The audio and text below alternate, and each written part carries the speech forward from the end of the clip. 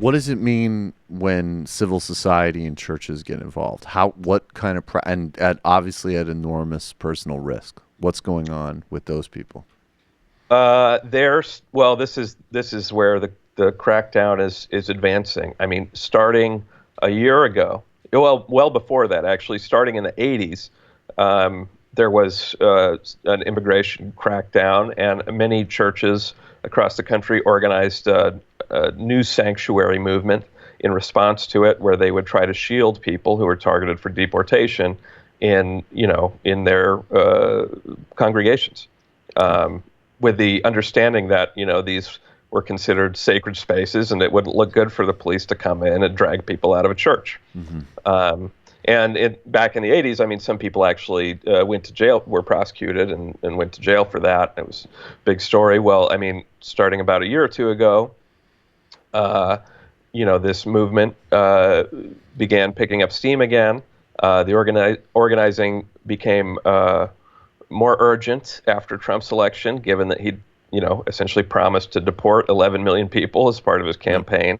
So, churches, synagogues, mosques, other faith groups, mostly faith groups, I'll say, they really deserve credit for this, started organizing this kind of network. Now, I've called it a kind of underground railroad, and some people say that's insensitive and minimizes, what black people went through under slavery in this country. But I think it's a fair comparison when you actually see the terror that immigrants are living in today. Yep. So these congregations are organizing to shelter people, and there's a lot of debate about whether that's even wise, because does it just create a honeypot for the police to raid? And ICE, like I said earlier, now that they're standing outside churches interrogating people coming and going, they suspect it might be a sanctuary church. What does that signal about their intentions? I have my only response to that, though, would be I have a thought experiment about religion. It's definitely good. Yeah. I don't know why you're distracting from the issue by talking about faith-based communities intervening in one of the greatest abuses of people happening in the United States today, when I can show you that Genesis is a silly story. Yeah, stupid. It's so stupid. Silly spaghetti monster worshippers. Yeah, silly. With their morals and their sense of like some sacred duty to protect human life. Yeah, they're really totally the people that are ruining discourse from much needed rationality, because far more important than ICE raids are 5-hour videos on some dumb thing that happened on an Oberlin campus for sure. So that's happening, and these people are they're putting themselves at the line. I mean, they could be charged with harboring a fugitive. Yep. If the ICE director is saying, maybe we should go after politicians, I don't think they'd hesitate to go after priests who are engaged in this. So, I mean, these people are really putting themselves on the line. There's a church here in Portland that says, they've got room for 200 people. If they hear the raids are happening, everybody comes there, and then the plan is for the parishioners to surround the church and make sure ICE can't come or go. I mean, I'm not sure. The big rumor mill now is that there's some massive push headed for California. Some kind of they're flying agents in to do some kind of enormous immigration sweep. And who knows if that's true? It might just be another rumor to spread fear. We've seen a lot of those. Right. It might turn out to be real.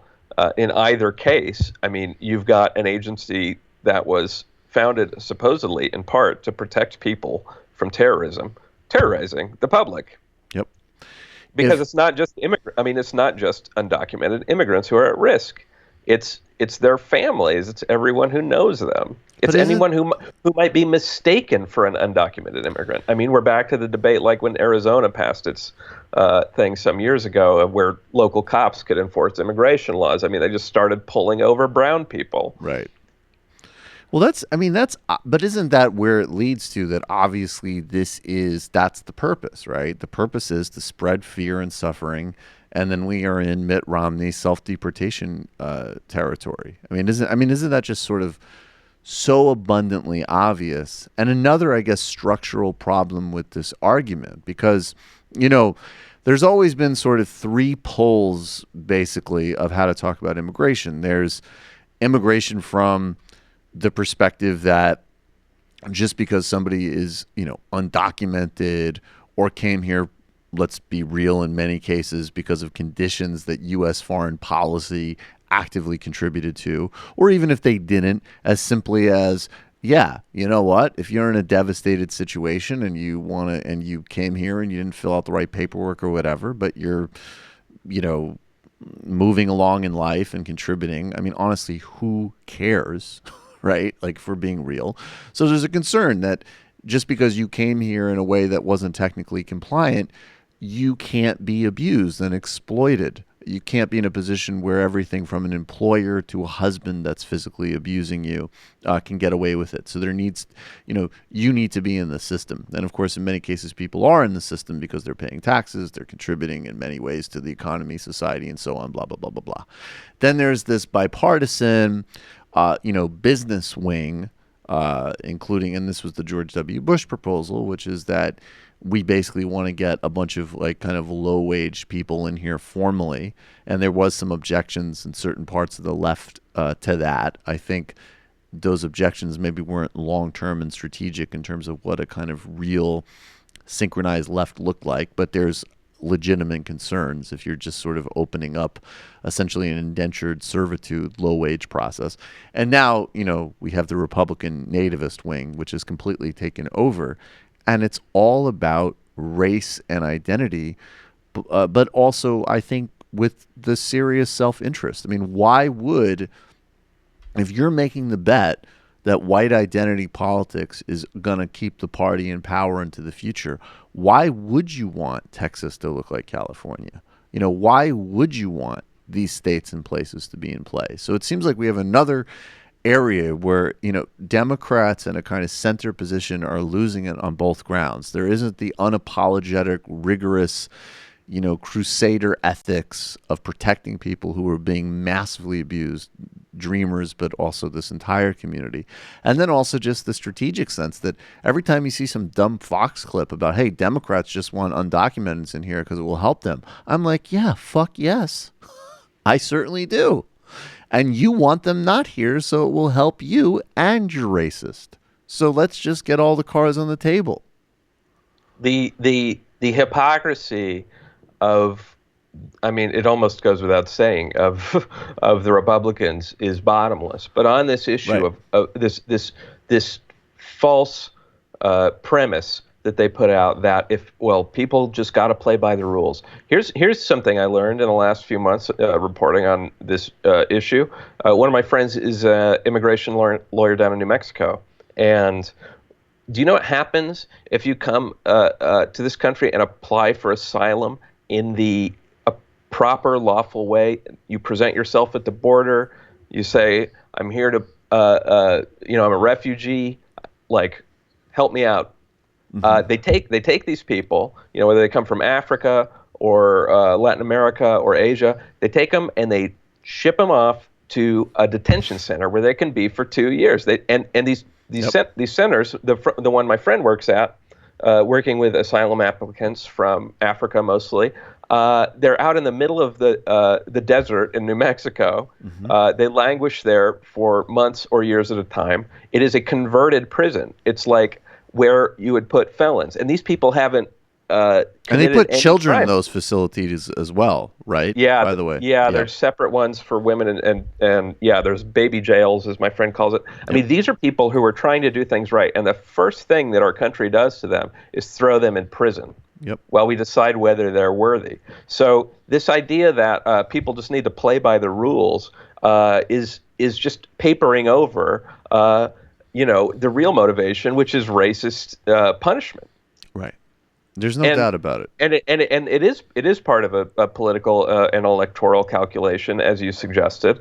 And I'm not sure why more Democrats don't understand that. When the ICE director came out and said, "Let's start arresting politicians in sanctuary jurisdictions," it was interesting to see the responses. I wish I had the quotes pulled up. But Dianne Feinstein said something like, this is not right.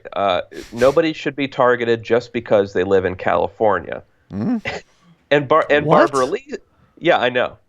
Okay. It was the weakest statement you could make. Definitely the main Uh, takeaway from that yeah. is California. Ooh, California, you. Okay.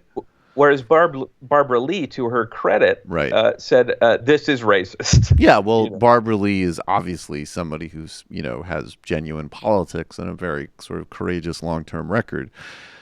I don't understand why somebody like Feinstein would have such a hard time saying this is racist. Are they afraid of their white voters? I mean, it could be that. If that's so, they need to have a little bit more courage, and I hope give the public a little bit more credit. Yeah, and also just again, even operationally look at where the future of the votes are. I mean, the reality is, and this gets so basic, you don't have to get into the weeds of all the kind of like online debates and all this, stuff about, speech and this and that. But there's an incredibly basic reality that if you are a white voter voting for center left or center or any Democratic candidate, you at the bare minimum have subordinated your racism to other things you care more about. Or just as, if not more likely, you might not pass like a graduate seminar in wokeness or whatever, and who cares? But you're probably a person who's like, yeah, I don't really like extreme overt racism, not so into that. And I can kind of get that ICE is terrorizing people. And if my main thing was some type of nativism, I'm not voting for a Democrat, including one that might posture on these issues completely. Now, there might be an exception in a John Tester case or a Claire McCaskill case or a Joe Manchin case, but certainly not in a Dianne Feinstein case, and certainly not in the vast majority of the country where people are voting for Democratic candidates. I mean, the Democrats need a language. They need to figure out a way to have a language that makes people remember that immigration is good. And as I said at the beginning, they're completely defensive right now.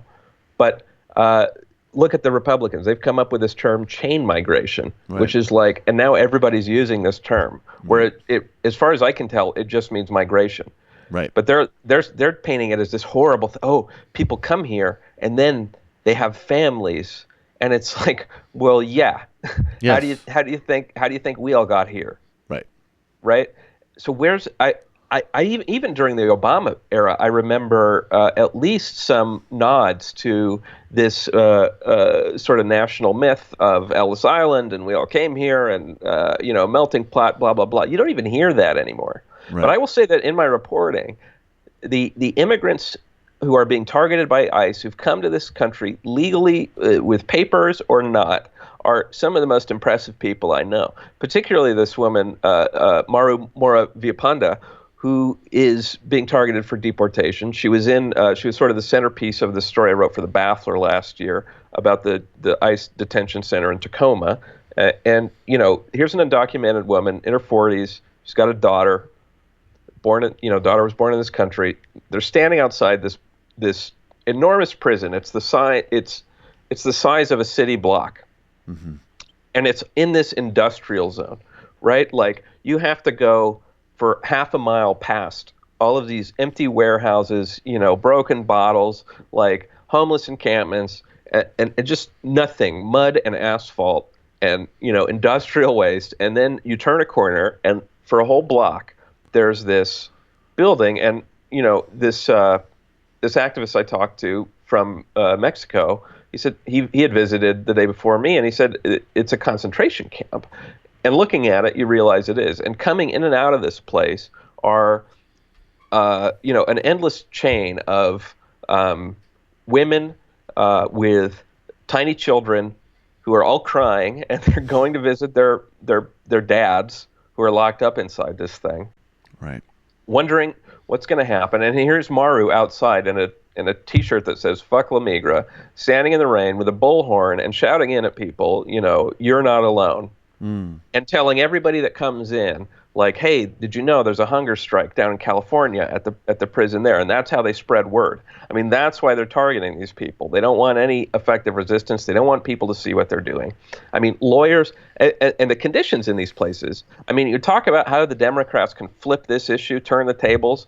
I mean, they should be investigating the conditions in these facilities. Right. What are these what are they? Because everything I hear from the people who've been in, or that word comes out from the inmates, is that they're really bad. And these are often private, like this is the same business that we see. This is the for-profit prison industry that Trump single-handedly rescued, that was basically on its way for bankruptcy at the end of the Obama, presidency. Right. Hi, folks. Sam Seder here. We still need your help on our Patreon page. YouTube ads have come back, but not nearly as much as we had before. So if you can help us out, any little bit helps. Head over to our Patreon page right at this URL, and you'll help us keep helping you by making videos